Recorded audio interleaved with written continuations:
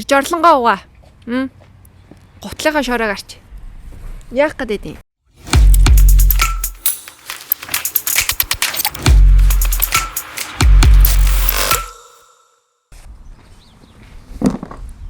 За юу яцхан манаха. Өнөөдөр энгийн дадал номынхаа хамгийн сүүлийн дугаарыг бичгээр маш гоё юм Швейцарын үзэсгэлэнтэй байгаль дээр ирээд суусан байна. Тэгээд энгийн дадал номынхаа 4-р хуулийг та бүхэндээ ярив. Тэгээд 4-р хууль юуны тухай вэ гэхээр ерөөсөө л дадлыг кайфтай болгох тухайгаа. Тэгээд дадал тухайн таны хийж байгаа үйлдэлтэй зуршилчин, дадал зуршилчин хэрвээ танд кайфтай, маш гоё таашаалтай, юм урамтай ах юм бол ойлгомжтой шүү дээ. Хүн ингээд тэр зуршлаа насан туршдаа гоё үргэлжлүүлээд ингээд яваад ич чадна. Ерөөсөө тэрний тухай л бичсэн байгаа 4-р хууль гэдэг нь. Тэгээд энэ яагаад чухал вэ гэхээр ерөөсөө муу зуршиллыг бид нэр донтолт гэж нэрлэдэг байгаа шүү дээ. Одоо тэр нь юу гэдэг муу зуршлууд ингээ ямар ч муу зуршилтэй арх хэрэглэх, тамхи татах, одоо хит чихэрлэг, сахартай хүнс хэрэглэх ч юм уу, эсвэл маш давстай хоол идэх, за юу гэдэг залхуурах, худлаа ярих, тэ өөр секс байна, хар тамхи байна. За ингээл бүх төрлийн мөрийтэй тоглоом ийм олон ингээд донтолтууд байгаа байхгүй юу? Эсвэл дэлгэцэн ийм хамааралтай ах ч юм уу. Энэ бүх донтолтууд яагаад ингээд таслахад амар хэцүү байдаг. Хүн ингээд тэр зүйлдээ ингээд живээд бүр донтоод салж чаддаггүй юм бэ? Ингээд бүр наалтчихдээ штэ стик болчдөг байгаа байхгүй. Энэний шалтгаан нь ерөөсөө л энэ тархины энэ допаминтай холбоотой байгаа байхгүй юу? Энэ ялгарч байгаа даавартай холбоотой. Тэгээ энэ допамин гэдэг даавар нь яадаг вэ гэхээр хүнийг тухайн үйлдэлийг ингээд хийхэд нь идэвхжүүлж өгдөг ийм нөлөө үзүүлдэг байгаад байгаа. Тэгээд хамгийн гол шалтгаан нь хүн тэр муу зуршлаа авах тэр үр дагавар буюу кайфыг тэр доор нь шууд авдаг. Шууд тэр кайф нь ирдэг учраас хүмүүс тэр зүйлээс салж чаддаггүй ингээд байгаад байгаа байхгүй юу. Гэтэл эсвэргээрээ та бодъё л доо. За муу донтолт дээр одоо жишээ нь та тамхи татлаа шууд кайф авлаа тий. За гэтэл ингээд сайн зуршлууд болохоор яг эсэргээрээдэг. Тухайн зүйл та дасгал хөдөлгөөн хийх тий, ном унших энэ зүйлүүд нь тухайн мөчтөө тийм ч их таашаал одоо допамин ялруулдаггүй юм байна л да. Тийм их кайф өгөхгүй. Харин үр дагавар буюу тэр таашаал нь урт хугацааны дараа ирдэг. Шагнал нь шууд ирдэггүй гэсэн үг. Жишээ нь та эрүүл амьдралын маягаар амьдраад ингээд дасгал хөдөлгөөн хийгээ зөв хооллоод ном уншаад явлаа л да. Тэгэх юм бол та үр дагаврын урт хугацаанд авна штэ. Амьдралынхаа одоо 10-20 жилийн дараа 30-40-50 одоо 60-70 нас хүрснийхаа дараа та өвчин зовлонгоо, хүнд өвчнгөө, эрүүл хөнгөн шинхэн те илүү саруул ухаантай амьдрын тийм үү. Тэгэхээр сайн зуршил яагаад ихэнх хүмүүс, дийлэнх хүмүүс сайн зуршилтай болохын тулд зовоод идэг, хийж чаддгүйгийн шалтгаан нь ерөөсөө шууд шагнал байдаггүйтэй л холбоотой юм байна. Шагнал нь ирээдүйд идэг гэсэн үг. Тэгээд хүн болвол тийм ч өндөр ухамсартай бас биш байгаад байгаа байхгүй юу. Одоо жишээлбэл тамхинаас гарч байгаа хүмүүс дээр энэ номон дээр ингээд туршилт хийж байгаа юм л да. Та ингээд тамхи татахгүй болох юм бол те тамхинаас гарснаар таны эрүүл мэнд ингэж сайжирна.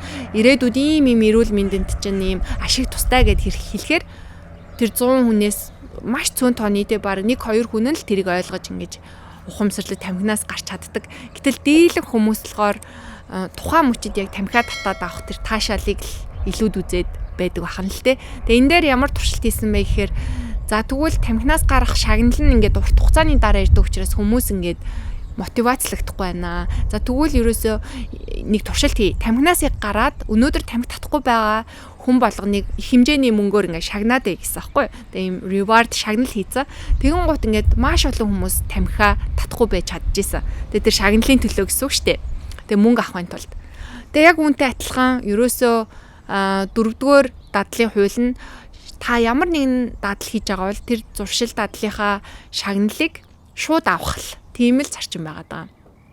Хэрвээ та шагналаа шууд аваад ах юм бол таны сайн дадал чинь урт хугацаанд амьдралын чинь насан туршийн дадал болж үлднэ л гэсэн үг. За тэгвэл яаж юм болох вэ? Эсвэргээрээ муу донтолт муу донтолтуудыг болохоор шууд авдаг кафеудаа л багасгана гэсэн үг. Ингэж л одоо ажил нь бүр маш энгийнээр ингээд одоо практик одоо behaviorism гэж байгаа штэ, хүний яг ингээд зан үйлдэл дээр нь ажиллах юм бол ингэж зогсоож болох нэ. За энэ сая ирсэн зүйлийн жишээг авъя л та. За хэрвээ та байна штэ те жимд явах бургер идэх гэсэн хоёр зүйлийг сонгох гэх юм бол та алийг сонгох вэ? За дийлэх хүмүүс бол бургер идэхийг сонгож байгаа. За яагаад вэ гэхээр жимд явах юм бол та нэг өдөр жимд яваад турах уу? Турахгүй. Та жимд яваад тэр өдөртөө та тураад гоё биетэй болох уу? Болохгүй. Танд яг бургер идсэн юм шиг гоё кайф өгөхгүй. Тийм учраас ихэнх хүмүүс бургер идэхийг сонгод юм байна л да. Тэгэхээр бургер идэх юм бол та шууд идэж дуусаад шагналаа авна. Маш гоё цадсан мэдрэмжтэй, чихэр идсэн, тэ давстай, маш калори өндөр хоол идсэн, тархинд гоё допамин ялгарлаа, амьдрал ямар сайхан юм бэ, гоё жаргалтай болчлаа тийм үү. За тэгэхээр ерөөсөө муу зуршил маань дорн тань шагналаа өгöd байгаа, кайф өгöd байгаа болохоор та тэр зүйлийг амархан хийгээд бас донтоод тэр зүйлээсээ салж чаддаггүй юм байна. Тэгвэл эсэргээрээ сайн зуршлууд нь танд урт хугацааны дараа амьдралд чинь урт хугацаанд үр ашиг шагнал авчирдаг учраас хүн тэрийг төвчж хүлээж чадахгүй, тууштай байж чаддаггүй юм байна. За тэгвэл яг энэ үндсэн зарчим дээр нь ажиллаад муу зуршлуудаа кайфгүй болгоод харин сайн зуршлуудаа дорн өдөртөө яг цагийн ажил хийгээд цалингаа авдаг юм шиг юм шагналтай болгочих юм бол таны хийж байгаа ямар ч сайн зуршил чинь насан туршдаа одоо тууштай үлдэх юм магадaltaй болж байгаа гэж ойлгож байна. За тэгээ муу зуршил донтолтуудыг одоо жишээ ярил л да. Тамхи татах байна. Тэг хүмүүс яагаад тамхи архинаас гарч чаддгүй юм те? Яагаад хүмүүс юм чихэрлэг хүнс аюух давстай хүнсэнд донтоод дэлгүүрүүдэд их зарагдаад байгаа юм те? Бид ямар ч ашиггүй тийм хүнсүүд. Дээрээс нь одоо мөрийтэй тоглоом, дэлгэцийн хэрэглээс одоо тий скрин, телевизэр утсанд донтдог, хүмүүс сексэнд донтдог. Ийм зүйлүүдэд яагаад донтоод энэ донтолтууд их байгаагийн шалтгаан нь тэр зүйл нь тухайн үйлдэл хийн гут хүн өндөр хэмжээгээр кайф аваад тархинд нь их хэмжээний допамин ялгараад байгаа учраас тэр зүйлд автаад байгаа юм байна. Эсэргээрээ тэгвэл та ном унших, дасгал хөдөлгөөн хийх, эрүүл зөв хооллох, те ногоо салаад идэх, те одоо юу гэдэг юм бясалгах, те эрт унтах, одоо эрүүл амьдралын хэм маягууд нь тухайн үед хийхэд тийм ч таашаалтай кайф өгдөггүй, тархинд допамин яг тэр муу зуршил шиг мэдрэмжийг үл өгөхгүй. Гэхдээ та тэрийг хийснээр урт хугацаанд та илүү ашигтай эрүүл амьдрал өвчин тусахгүй, та эрүүл одоо илүү олон ном уншсанараа аливаа зүйлийг олон талаас нь бодож тунгаах чадвартай, эрүүл саруул ухаантай, ядчил одоо ой санамж, ой тогтоолт нь сайн ч юм уу те, анхаарал төвлөрөл сайн, ажлын бүтээмж сайн ч гэдэг юм уу. Ингээл таны амьдралд ингээд урт хугацаанд өгөх үр ашигуд нь бол маш их. Гэхдээ та тэр шагналыг авахын тулд хүлээх шаардлагатай болчихж байгаа байхгүй юу? Жимд яваад 1 сарын дараа, 2 сарын дараа, 3 сар, 6 сарын дараа та турна, галбиржин. Тэгэхээр тэр 6 сарыг хүн хүлээж чаддаггүй учраас тэр зорилгыг хайдаг байгаа байхгүй. Тэгвэл ингэж хаяхгүй тулд яг энэ тархины допамин ялгаралтай байгалийнхын энэ бүтцтэй холбоотойгоор та өдөр болгон хийж байгаа зуршлаа жижигхэн ч гэсэн допамин ялгаруулдаг, жижигхэн ч гэсэн шагнал урамшуулал шууд авдаг, хийснийхаа дараа шууд авдаг болгочих юм бол та тухайн зуршлаа ингээд насан туршдаа хийж чадна. За бүр жишээ өгье л дөө. Одоо дасгал хөдөлгөөн ингээд хийх гэж байгаа бол та ингэж байгаа байхгүй хамгийн дуртай хөгжмөө, хамгийн сонсхийг хүсдэг тэр подкаста зөвхөн дасгал хийж байгаа үедээ сонс гэж байгаа. Жирийн үед бол сонсох хоройтой. Тэгэхээр өндөр магадaltaй, биелэгдэх магадaltaй үйлдэлүүд нь бэлэгдэх магадaltaгүй үйлдэлээ дэмждэг учраас би одоо дасгалыг бол хэрвээ ядарсан байх юм бол, хэрвээ би завгүй байх юм бол ингээд орхигдуулаад хийхгүй байх магадлал нь өндөр. Гэтэл дуртай хөгжим, кино, дуугаа бол хүн ингээд яаж иж байгаа л үздэг штэ. Тэгэхээр энэ зүйлтэйгээ холбосноор за би дасгал хийж явахдаа энэ подкастыг сонсноо гэж төлөвлөчих юм бол би подкастаа сонсохын тулд дасгалаа хийж байгаа байхгүй юу. За ийм байна. Бас номон дээр гардаг бас нэг гоё жижиг шагнал урамшуулал юу байсан бэ гэхээр та ном уншихдаа ном унших үедээ хамгийн тэр үнэтэй тансаг гоё кофег авч уу гэж байгаа. За ингэснээр одоо өөрийгөө шагнаж байгаа гэсэн үг. За гих мэтчлэн шагнал гэдэг зүйл маань заавал том байх албагүй. Гэхдээ тухайн та дадал үйлдэл хийсний дараа заавал үйлдэлийнхаа тэр даруйд шууд авдаг ямар нэгэн шагнал урамшуулал заавал байх ёстой л гэсэн. Олон хүн энийг юун сүртэй за яшиг юун шагналтай зүгээр л хийчээ гэж боддог. Харамсалтай нь зүгээр л хийдэг хүмүүсийн дадал нь 3 сар болоод 6 сар болоод хаягдчихдаг. Тэр хүмүүс хийхээ болчдөг. Яагаад гэвэл тархинд нь допамин ялгархгүй байгаа, кайф авахгүй байгаа учраас тэр хүн илүү хүч гаргаж ингэж өөрийгөө хүчилж зовж хийх болж байгаа байхгүй юу. Тэгээ тэр нь болохгүй учраас хайчна. Гэтэл Монгол хэлэнд хүртэл эдэж дургууд хүчгүй гэдэг те. Дуртай зүйлээ хүн яаж хийж байгаад хүн хийдэг л ахгүй. Тэгэхээр хийж байгаа дадалтаа дуртай болчих юм бол илүү таашаалтай, кайфтай болчих юм бол шагналаа шууд авдаг. Яг л цагийн ажил хийгээл цалингаа авч байгаа юм шиг байх юм бол тэр үйлдэлийг та үнэхээр тархич нь бол яг ингэж хүсэж өдөр болгон хийх магадaltaй болчихж байгаа. Ингэснээр тэр тууштай ах ямар хэцүү юм бэ? Тууштай байдаг хүмүүс тусдаа онцгой төрдөг байх. Тэр хүмүүс л ингэж чадах байх гэдэг энэ худал итгэл үнэмшлийг авч хайна гэсэн. Гол нь яг энэ систем танд хэрэгтэй байгаа байхгүй юу? Шагналын систем танд хэрэгтэй гэсэн. За тийм байна. За тэгээд өөр юу ярих гэж хэллээ? Бас нэг зүйл нь юу вэ гэхээр 2 өдөр битгий алхас гэж байгаа. Яагаад тэгэхээр та тухайн нэг дадлыг ингээд хөвшүүлж байгаа бол тэр чинь нэг юм гинжин хэлхээ үсгчлээ гэж та төсөөл. Тэгэх юм бол энэ гинжин хэлхээг ингээд алдагдуулахгүй тулд тасралтгүй энэ гинжин хэлхээг одоо циклийг явуулахын тулд та 2 өдөр алхасаж болохгүй гэсэн дүрэн байгаа. Тэг яагаад вэ гэхээр за амьдралд чинь ингээд юу ч тохиолдож болно шүү дээ, тэ. Үхэл хагцал, өвчин зовлон юу ч болж болно. Тийм учраас нэг өдөр бол хүн алхасдаг л ахгүй юу, тэ. Ямар нэгэн шалтгаанаар нэг өдөр алхасаж болно. Гэхдээ маргааш нь алхасаж болохгүй.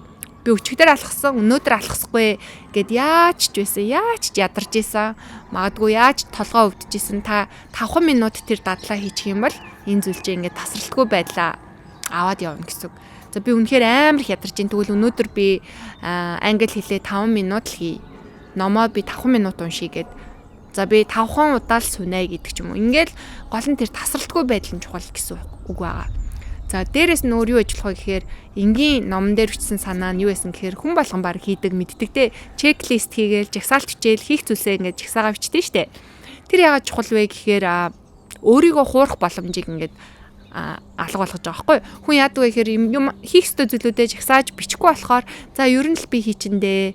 За ер нь болно доо гэд ингээд ерөнхийд нь ингээд яваад байхаар олон чухал зүйлүүдээ хүн хийж амжуулахгүй цагаа сул дэмий өнгөрөх магадлал нь их байт юм байна. Тийм ч учраас ном дээр үгж байгаа гэхээр тэр хийх ёстой зүйлүүдээ урд өдөр нь яг одоо унтахынхаа өмнө ингээд биччих юм бол тархит өөрийгөө бэлдээд маргааш нь ерөөсөө яг л тэр чухал гэсэн зүйлүүдээ хийгээл явна. Цагаа дэмий өрөхгүй гэсэн.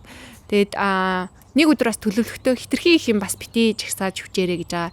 Хамгийн чухал гэсэн 2 юм уу 3 ажиллаад төлөвлөлт тэгэл болоо. Ерөөсөө тийм. Тэгээ хийснийхаа дараа айгуу гоё юм X-лээд явах чи айгуу гоё штэ урамтай. Тэр нь шагнал болчихж байгаа байхгүй. За би дасгалаа хийсэн гэд X-лээл. За би номоо уншиж дуусгасан уу дуусгачлаа гэл X-лээл. Ингээл явж байгаа гэдэг тархинд тэр допамин ялгараад өөрийгөө хуураад шагнаж байгаа байхгүй. За би ямар нэг юм хийж гүйцээлээ. Би хийсэндээ хүрсээ хийж гүйцээсэн гэдэг мэдрэмж чи өөрөө хүнд аюугаа допамин ялгаруулдаг. Тэгэхээр тэр шагнал гэдгийг заавал их хэмжээний мөнгөөр шагнах ч юм уу. Надад өөрийгөө шагнах юм байхгүй штэ гэж бодох хэрэггүй байгаа байхгүй. Ийм жижигэн зүйлийг л хэлээд байгаа. За тийм байна. Тэгээд хамгийн сүүлийн нэг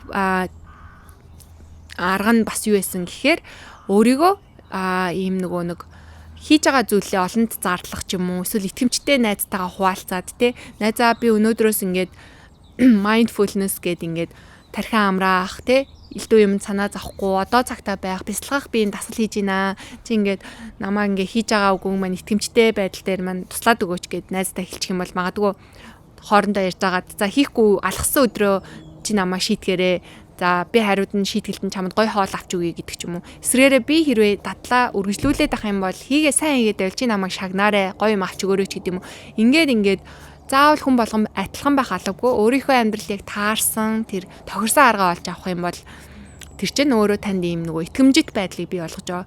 Хүн чинь яг яс юм дээр тулах юм бол ингээд ганцаараа хинч таныг хараагүй байна гэж бодохороо хүн асар залхуу байдаг аахгүй одоо ингээд за өнөөдөр би ядраад унтчихий ч гэдэг юм уу те. Ингээд хүн ингээд тэр дадлыг үргэлжлүүлэх магадлал айгүй бага. Харин ингээд нийгмийн амт учраас энэ хүн намайг харж байгаа би одоо 30 хоногийн чаленжд орцсон шүү дээ. Нэрээ бодохгүй л гэх юм бол тэр хүн хичээдэг ч юм уу те. Эсвэл ингээд нөгөө найзуудаараа фитнест явдаг бол за ингээд нэг хинээ чинээ гэд нэг уруу татаад ингээд дэм болоод дасгалаа хийдэг ч юм уу. Ямар нэг байдлаар та өөрийгөө ийм хүрээлэлд оруулах те итгэмжит тийм нэг юм чек хийж тань санаа тав шалгадаг хүнтэй байх нь бас тухайн дадлыг дэмжих бас нэмэр болдог байгаа шүү. За ингээд ер нь өнөөдрийн ярих зүйл ингээд дуусч байна. Тэгээд миний ярьсан зүйлээс жоохон ч ихсэн хэрэгтэй зүйл байсан бол муу дадлаа та сэтгэл ханамжгүй болгоод харин эсрэгээрээ сайн дадлуудаа өөртөө таашаалтай сэтгэл ханамжтай гоё кайфтай болгоод тэр дадлуудаа гоё насан туршийн болгож ингэж авч үлдээрээ тэгээд гэж хүсье. Тэгээд өнөөдөр энгийн дадал номын маань дугаар ингээд дуусж байна. Тэгээд дараагийн дугаараас би та бүхэндээ илүү гоё юм сэтгэл зүйтэй холбоотой яаж сэтгэл зүйчгүйгээр өөрөө өөрийнхөө сэтгэл зүй эрүүл мэндийг эрүүл амьдралын хэм маягаар авч явах тухай тийм дугааруудыг бэлтэж байгаа. Тэгээд дараагийн дугаараараа бас гоё илүү гоё байгальтай, нууртай, уултай, устай газар зураг авалтуудыг хийх гэж байна. Тэгээд дараагийн дугаараар уулзтлаа баяртай.